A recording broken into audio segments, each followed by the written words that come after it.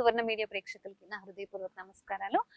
ఈ రోజు వీడియోలో మనం అమ్మాయిలు ఎవరైతే 30 ఇయర్స్ గానీ 30 ఇయర్స్ అబోవ్ గానీ 30 ఇయర్స్ బిలో వాళ్ళకి కానీ ఇప్పుడున్న మన లైఫ్ స్టైల్ ప్రకారం చాలా హార్మోనల్ చేంజెస్ వస్తున్నాయి కదండి. అలాంటి వాళ్ళు కంపల్సరీగా అంటే ఈ హార్మోనల్ చేంజెస్ వల్ల చాలా ప్రాబ్లమ్స్ వస్తున్నాయండి. ఇర్రెగ్యులర్ పీరియడ్స్ వస్తుంటాయి. నెక్స్ట్ ఐ మీన్ చాలా కాంప్లికేటెడ్ మూడ్ స్వింగ్స్ ఇవన్నీ వస్తుంటాయి కదా.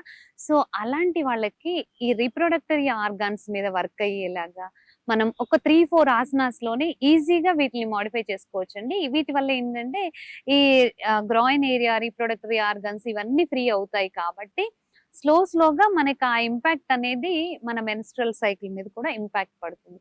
సో అది ఎలా చేయాలి అనేది నేను చూపిస్తానండి. ఇవి కంపల్సరీగా 30 ఇయర్స్ అబోవ్ ఉన్న ఉమెన్ చేయాలి, కంపల్సరీగా 30 ఇయర్స్ బిలో ఉమెన్ కూడా చేయాలి.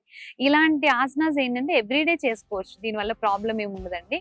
సో అదేంటనేది నేను ఇప్పుడు చూపిస్తాను. మనం ఇంతకు ముందు చేసిన ఆసనాస్ని, కానీ వీటిని సీక్వెన్స్ ప్రకారం చేయాలండి ఫస్ట్. సో ఫస్ట్ థింగ్ ఏంటి అంటే ఈ బటర్ఫ్లై మూమెంట్. సో ఈ బటర్ఫ్లై మూమెంట్ అనేది ఏం చేస్తుందంటే ఇది ఎక్కువ ఈ రీప్రొడక్టరీ ఆర్గాన్స్ ని యాక్టివేట్ చేయడానికి హెల్ప్ అవుతుంది అనమాట. సో దీన్ని ఎవ్రీడే 3 మినిట్స్ వరకు చేయొచ్చండి. నాన్ స్టాప్ గా 3 మినిట్స్ చేయాలి. దీన్ని చేసిన తర్వాత స్లోగా ఇక్కడ నుంచి ఈ పొజిషన్కి వస్తానండి. నేను చూడండి మలాసన అంటారు దీన్ని. ఇందాక చేసింది బటర్ఫ్లై పోజ్ తిత్లీ ఆసన. సో ఈ బటర్ఫ్లై మూమెంట్ నుంచి మలాసనాలోకి వచ్చి ఈ మలాసనలో కంప్లీట్ గా 2 మినిట్స్ 3 మినిట్స్ కూర్చోవాలండి.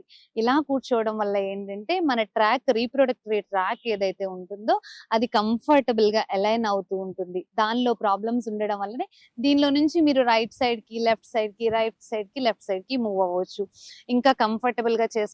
మీరు ఇంకా కొంచెం ఫ్లెక్సిబుల్ గా ఉన్నారంటే ఇక్కడే కొంచెం ముందుకి వాక్ చేసుకోవచ్చు, హ్యాండ్స్ అప్ చేసుకొని ఇలా. సో ఇలా చేయడం వల్ల ఈ ఏరియా ఇంకొంచెం ఎక్కువ ఇదవుతూ ఉంటుంది అనమాట. దీని నుంచి ఇంకా బాగా ఫ్లెక్సిబుల్ గా చేసుకోగలిగితే ఇలా లాక్ చేసుకోవచ్చు అండి. ఈ లాకింగ్ కూడా బాగా హెల్ప్ అవుతుంటుంది అనమాట. సో దీని వల్ల ఏంటంటే ఒక్కొక్క సైడ్ మనం స్ట్రెచ్ చేయడానికి హెల్ప్ అవుతూ ఉంటుంది. సో దీన్ని కూడా సేమ్ ఇలాగే ఈ లెఫ్ట్ హ్యాండ్ ఇలా తీసుకెళ్తున్నాను, ఈ రైట్ హ్యాండ్ ని బ్యాక్ సైడ్ నుంచి తీసుకెళ్తున్నాను. సో ఇక్కడ లాక్ నేను మీకు సైడ్ నుంచి చూపిస్తాను, సో దట్ ఆ లాక్ కూడా మీకు కనిపిస్తుంది క్లియర్ గా. చూడండి నేను ఈ హ్యాండ్ ని తీసుకెళ్తున్నాను కదా, ఇలా ఈ లాక్. సో దీని వల్ల ఏంటంటే ఈ స్ట్రెచ్చింగ్ అనేది ఇంకా బాగా వస్తుంది అనమాట.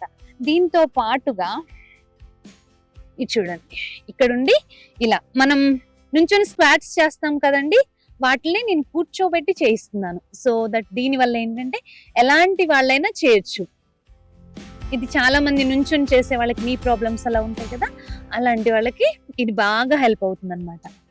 ఇది సిటప్స్ మనం బాగా చేస్తూ ఉంటే ఇది బాగా ఓపెన్ అవుతుంటుంది. ఇది కాకుండా ఇంకొకటి గాడెస్ పోజ్, దేవి ఆసన అంటారు. ఓకే, దీని నుంచి నెక్స్ట్ పోర్షన్ గాడెస్ పోజ్కి వెళ్తామండి. గాడెస్ పోజ్ ఎలా అంటే స్లోగా ఈ 2 లెగ్స్ ని కొంచెం వైడ్ చేసుకొని ఇది చూడండి నేను స్లోగా ఈ పొజిషన్ అండి. సో ఇక్కడ హ్యాండ్స్ అప్ చేసుకోవాలి. Inhale, exhale.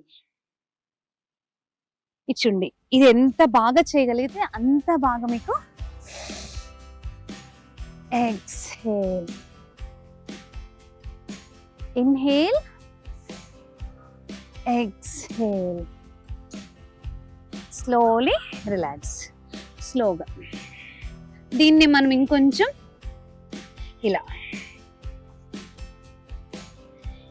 సో బేసికల్లీ ఈ మొత్తం ప్రాసెస్ లో ఏంటి అంటే మనం గ్రాయిన్ ఏరియాని, రీప్రొడక్టరీ ఆర్గాన్స్ ని ఫ్రీ చేస్తున్నాము ఏవైతే టైట్ గా ఉన్నాయో. సో ఇది పీరియడ్స్ టైంలో మీకు పెయిన్స్ రాకుండా హెల్ప్ అవుతూ ఉంటుంది. అండ్ సిజేరియన్ అయిన వాళ్ళకి ఈజీగా కాకుండా బ్యాక్ పెయిన్ అలా స్టిఫ్నెస్ ఉంటుంది కదా, అలాంటి వాళ్ళకి కూడా బాగా హెల్ప్ అవుతుంది. నెక్స్ట్ టైం మరొక వీడియోలో మళ్ళీ కలుద్దాం. Thank you.